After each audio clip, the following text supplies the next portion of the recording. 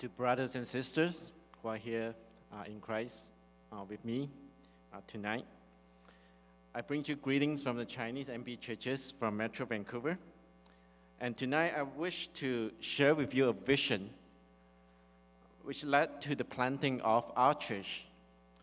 And it's this same vision that I hope will lead many of you to see and catch the waves of mission opportunity that are still coming towards us as we speak. Well, you see, our church, Pacific Grace Mandarin Church, was started in 1998 as a result of a vision to reach the wave of mainland Chinese immigrants coming to Canada.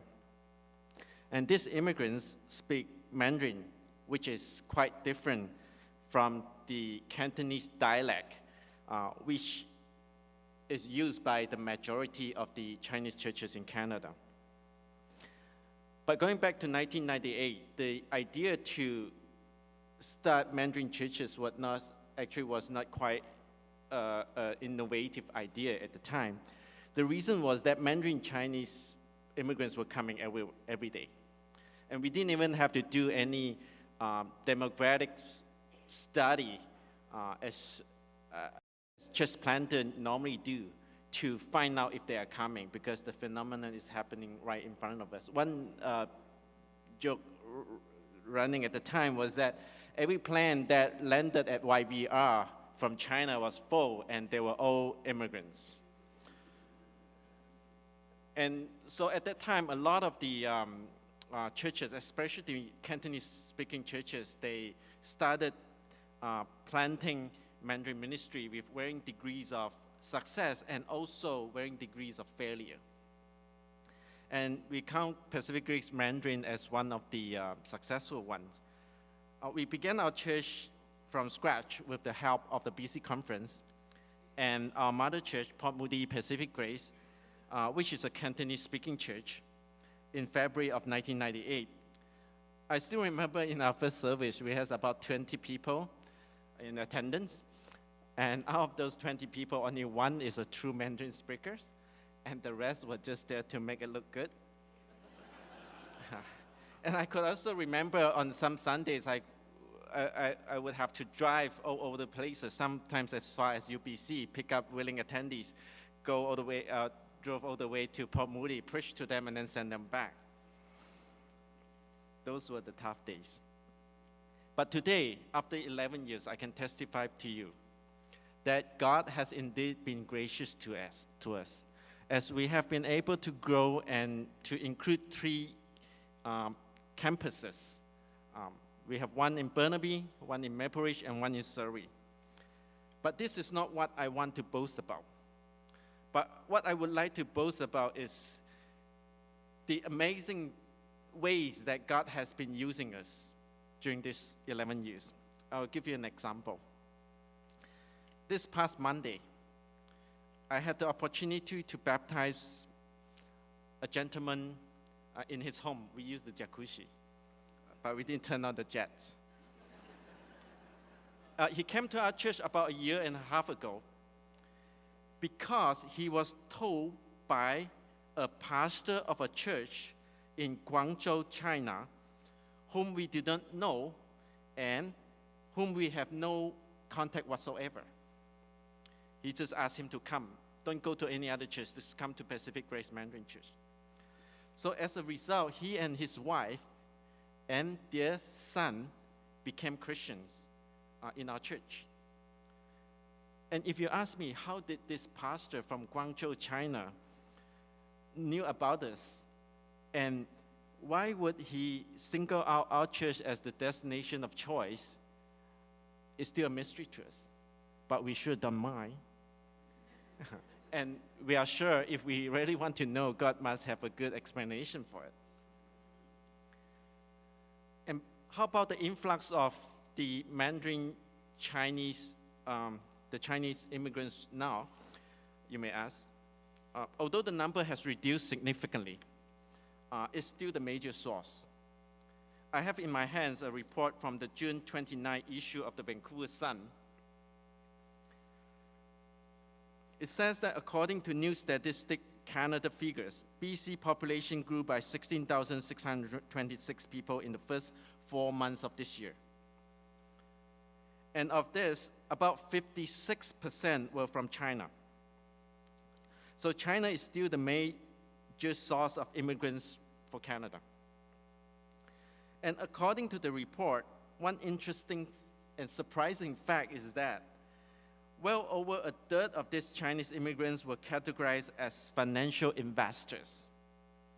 What this means is that these people are financially more well off than the previous batch of mainland Chinese immigrants. And what this means is also they are also abandoning the opportunity in the booming Chinese economy in search for a better life in Canada.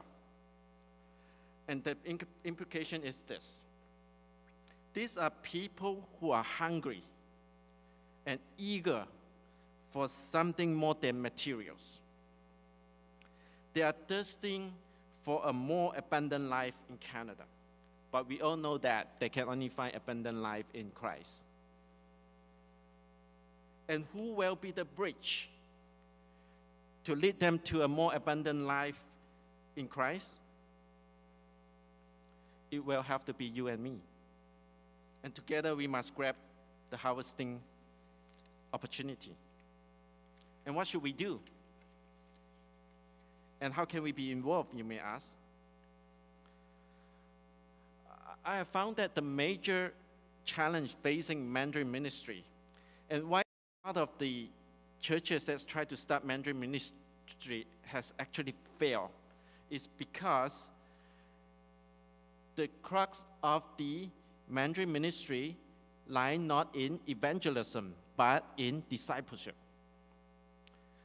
What we have found over the years is that mainland Chinese immigrants are actually quite responsive to the gospel. They are very receptive to the gospel, to the Christian faith. But the major challenge lies in nurturing these believers into committed believers. A case in point, I once asked a group from my congregation the following question. Maybe you can do that to your congregation too. I asked, are you a Christian? Everyone raised up their hands. And then I asked, are you a disciple? To my surprise, no one raised up their hands. You know why? Because they have a hierarchical will of, they thought that Christian and disciples were two categories of believers. So my challenge is how we can be effective in helping them to embrace the fact that they are already disciples when they become Christians, and to encourage them to willingly live a disciple's lifestyle. So we have to be effective in our discipleship strategy. So how can we help? First, you can pray for the Mandarin churches, and nothing will work without prayers. And second, you can consider investing more resources into Mandarin ministry. Most Mandarin churches are weak financially because the earlier settlers were not as well off financially. With limited resources, there are only a limited number of workers that the church can employ, and that limits the scope of the ministry. And thirdly, you can help the Mandarin churches in developing the second generation ministry. What we have discovered is that within about 2 years of arriving in Canada, most immigrants' children tend to speak English more than Mandarin, and they tend to understand English better than Mandarin within 2 years. So given the limited resources that we have, we are now able to minister to the parents, but less so to the younger groups.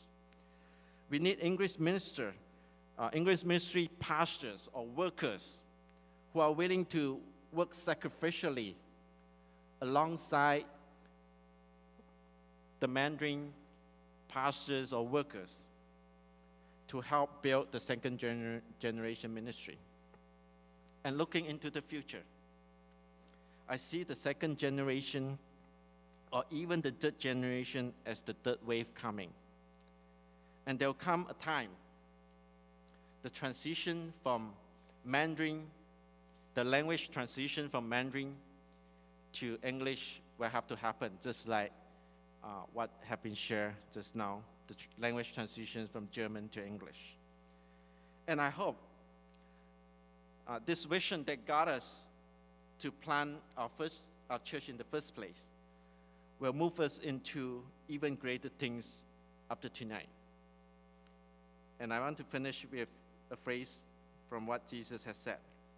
He said, "The harvest is plentiful, but the workers are few. Ask the Lord of the harvest, therefore, to send out workers into his harvest field."